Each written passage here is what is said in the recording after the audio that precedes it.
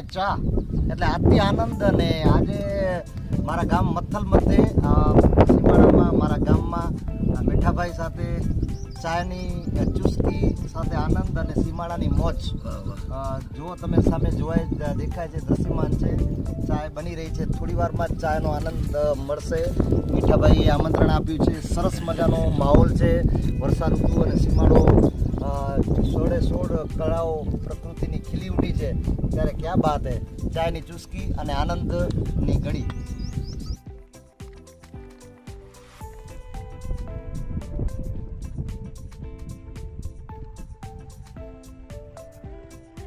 ખૂબ ખૂબ આભાર મીઠાભાઈ, સરસ મજાની